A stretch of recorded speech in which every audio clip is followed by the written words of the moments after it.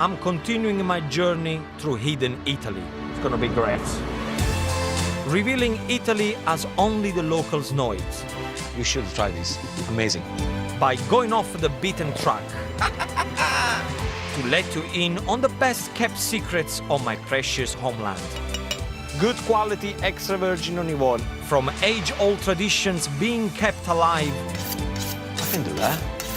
Spectacular scenery. And most importantly, the food heritage that influenced me and shapes my home country. Donkey testicles.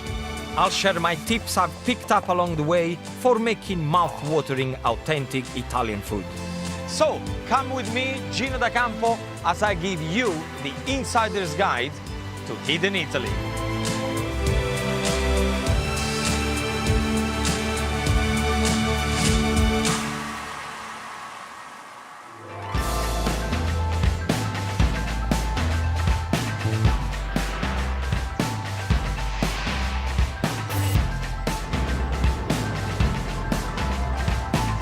Tonight, I'm in the unspoiled region of Umbria.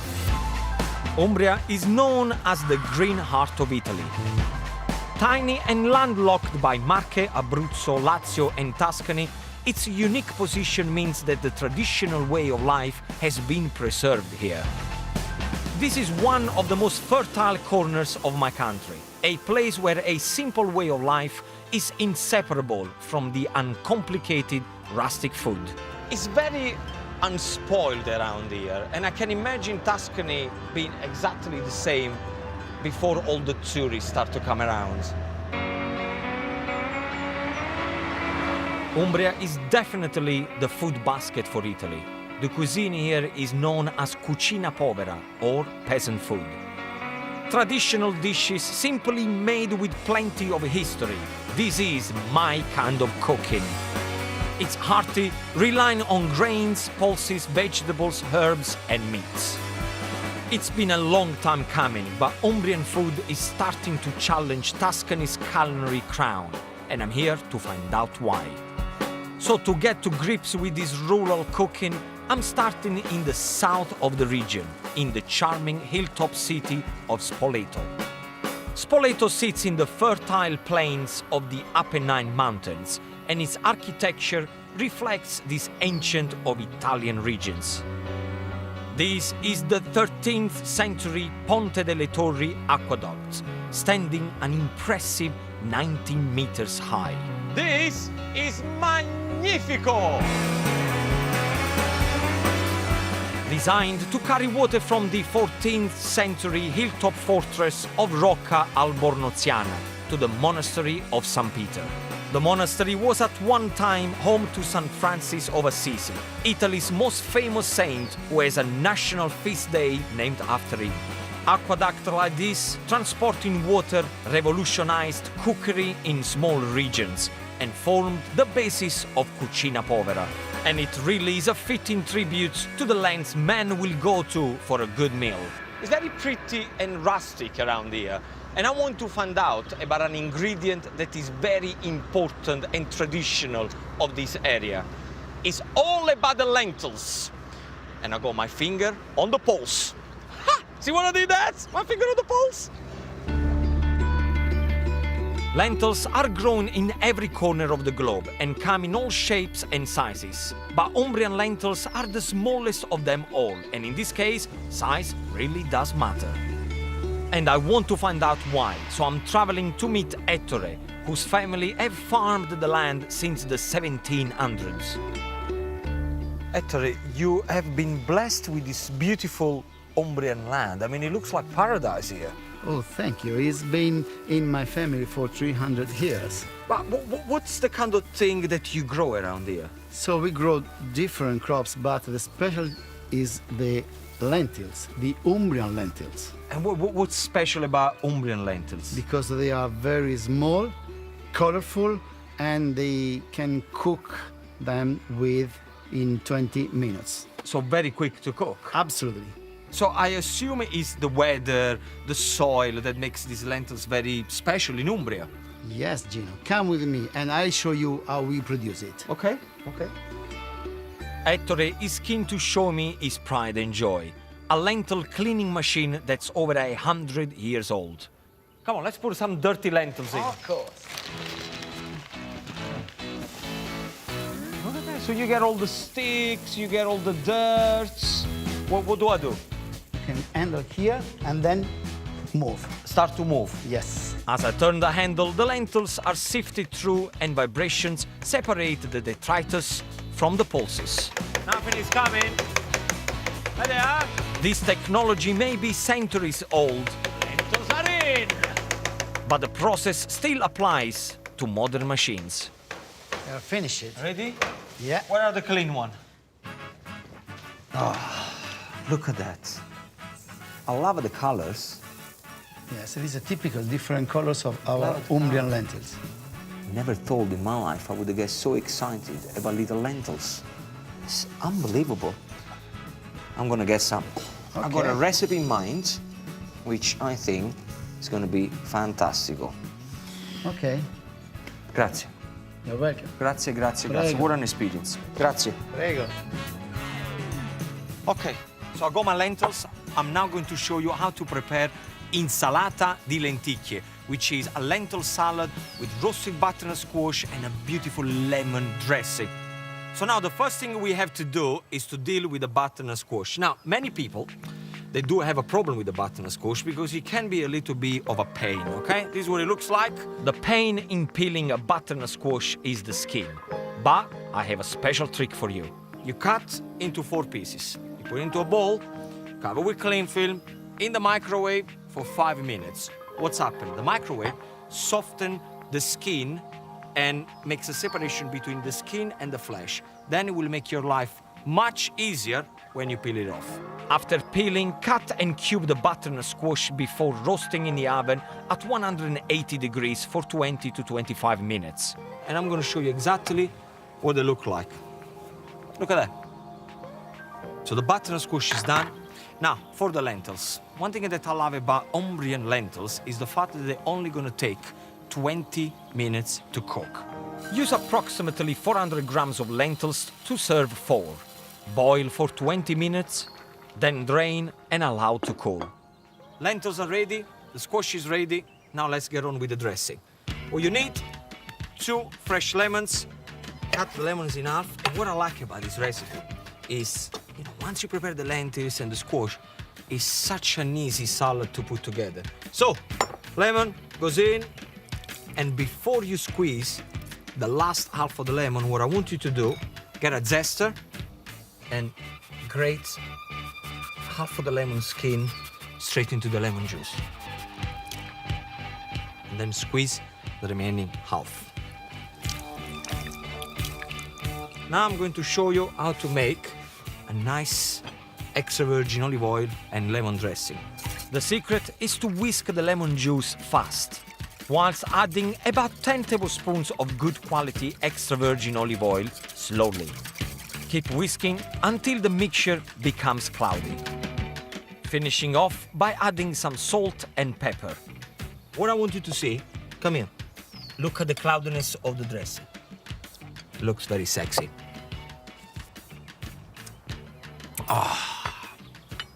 So, dressing straight into the lentils. I want the lentils to absorb the lemon flavor and the extra virgin olive oil. Okay. Next, chop a handful of flat leaf parsley and 3 spring onions. Okay, straight into the salad. Then skin, deseed, and chop a cucumber. So straight in. To add some crunch and sweetness to the salad, I'm adding some walnuts and also a handful of cranberries. And the last ingredient, of course, is the roasted, cooled down butternut squash. So a little bit of more seasoning at the end, a bit of salt and pepper. And then the only thing that you have to do, mix everything together. If you're having a barbecue, or if you have all the family coming around and you want to do something different, easy, colorful, this is exactly what you should do.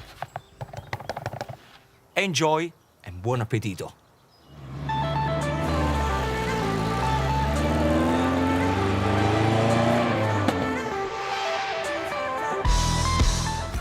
years ago, and as a chef, I can't wait to get my teeth into my next destination.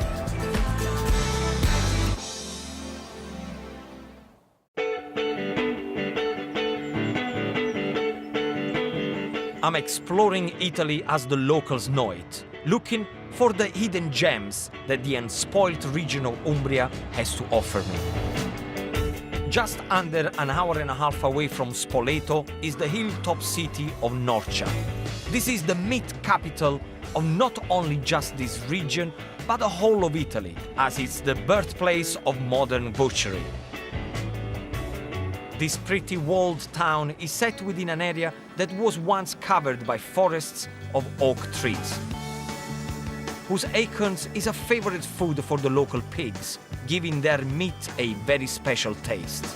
Norcia's production of sausages, capocollo, salame and hams made from wild boar and domestic swine has given the Italian language the word norcineria, a pork butcher's shop. During the Middle Ages, Norcia's butchers were renowned throughout Italy as well as in Europe. They were so skilled with a knife that they often stepped in for the region's surgeons. One local butcher was such an expert, he was called to London in 1588 to operate on Queen Elizabeth I's cataracts. So, I want to find out about these ancient traditions of cold meat slicing by these masters of the knives.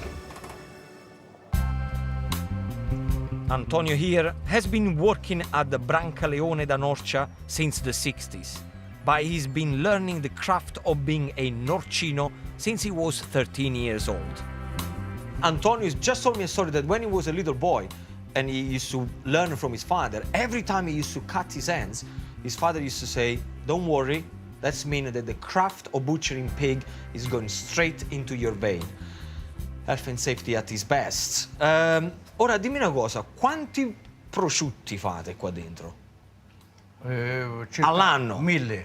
1000 prosciutti all'anno? 1000. About over 1,000 hams that they work every year. E che fate? Prosciutti, salami, quante cose fate? Mi giro e glieli mostro, no? Certo, certo. Allora, questa è la corallina. Ok. Col budello gentile. Ok. E un ardellato. Questo, With so many sausages on display, I didn't even know where to begin. fegato. I don't know the translation of all of them, so I'm keep listening. Yeah, fegato, yeah. Cinghiale e tartufo. Piccante. Spicy, I know that is spicy. Questo salame del contadino. Ok. Questi coglioni del mulo. Coglioni di mulo. Sì, testicolo di mulo. Ok. Ci Donkey sono. testicles. I can see that choosing a meat to cook with is going to be harder than I ever thought. Calienta. I'm getting all confused. Caliente. Piccanto. Piccanto. Cinghiale. Cinghiale. Wild boar. Questa la classica. Macinata Classic. di maiale. Yeah? Before I'm allowed to manhandle the meat, I first need to learn the basics. He's challenging me with a knife. I can do that. Ok. Posso? Aspetta, facciamo la prova. Come la prova? Si è affilato. Oh, wow. Oh, this is like a samurai, it's not a butcher. Posso? Certo. Watch and learn, my friend. Ok, not a good start. Non commento. Ok, va, come, così. No? Ok, fammi vedere. Si sente anche orecchio quando lo fai. Okay, he said you can hear the way you sharpen a knife if you do it right. We've done this for 25 years. No. Vabbè.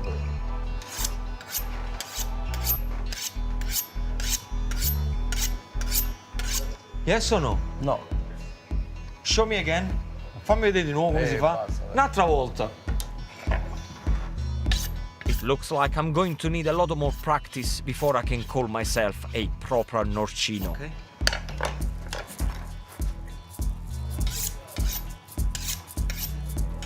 Bravissimo, sei diventato un campione. Non va bene.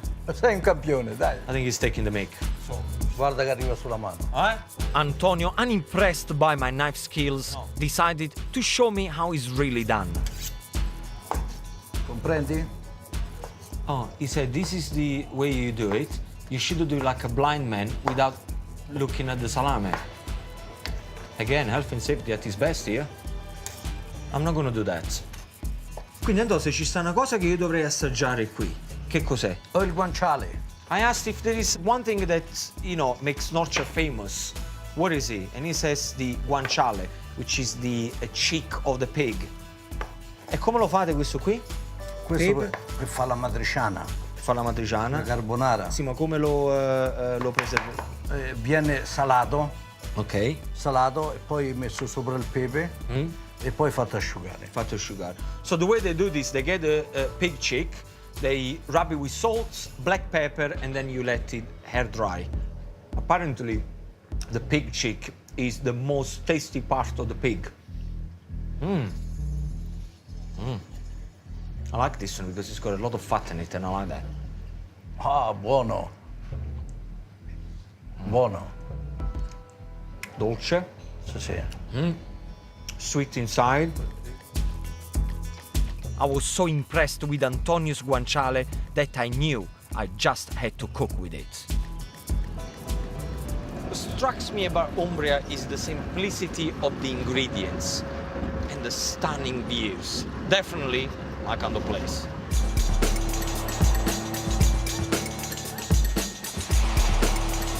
I started my Umbrian journey marveling at man's achievements, and I'm bringing it to a close with another spectacular example of Italian engineering.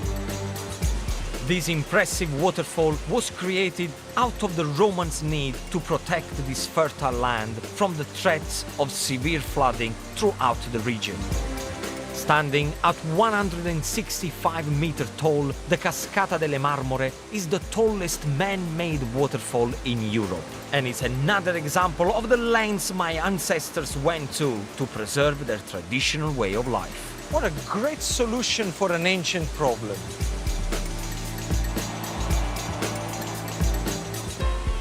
Man-made, the most beautiful waterfall ever. And this is what I'm getting from Umbria, all these man-made things, that they're just wonderful.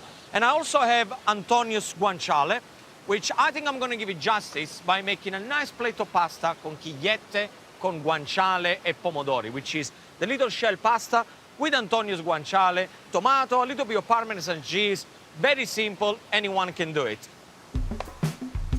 Now with the guanciale you will find that there is peppercorn, or sometimes you can have chili flakes, and guanciale, if you think about it, the cheek of the pig, the taste is going to be incredible. Just chop it up about 1 centimeter little cubes. And of course, if you don't have a guanciale, by all means you can use pancetta. So chop it up like this, look, roughly about 1 centimeter little cube, straight into a very hot pan.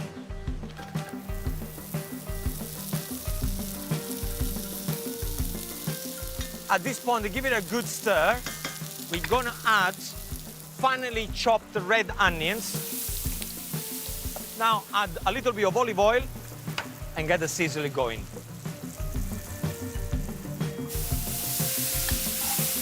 See, after about 7-8 minutes, you see that the onions start to get caramelized and the guanciale gets nice and crispy. In there, we're going to add just chopped carrots, okay? Peel them, chop them, more or less the same size of the guanciale.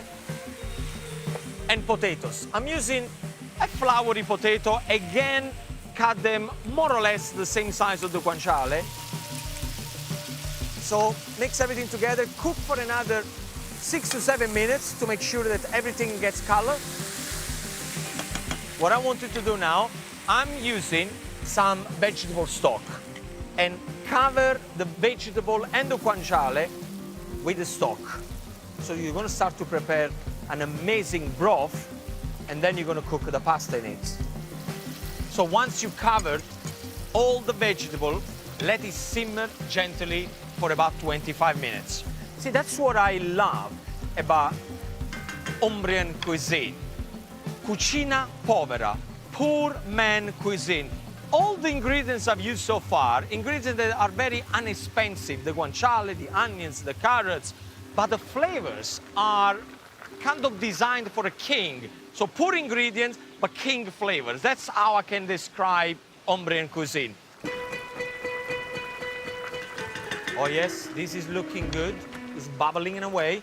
Now what I want you to do, get a tin of chopped tomatoes. Don't use the fresh one, otherwise you're gonna have to deal with the skin and the seeds. Tinned chopped tomatoes, the best for Italian cooking, okay? Half of the tin. Give it a good stir. Now, let's talk about the pasta. We are using conchigliette. You need, per portion, about 1.5 handfuls. For this dish, I'm using enough pasta for 4 people. Mix everything together. Allow the conchigliette to cook for 7 to 8 minutes until al dente. Finish off with some grated Parmesan cheese. One last stir. Oh yes. I'm gonna serve it.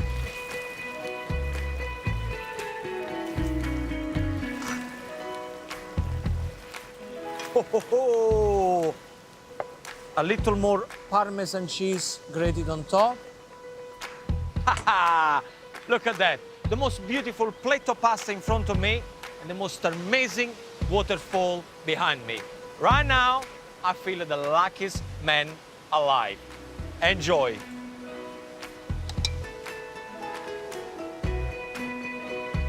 Oh. The cucina povera flavors of Umbria in one dish. Fantastico. You can find all Gino's delicious recipes and more in his accompanying book, Gino's Hidden Italy, out now. Next, we return to Coronation Street as Maria faces a nightmare. And then in half an hour's time, new 2-part drama starring Downton's Joanne Froggatt. It's Dark Angel this Halloween, based on the true story of the first convicted female serial killer.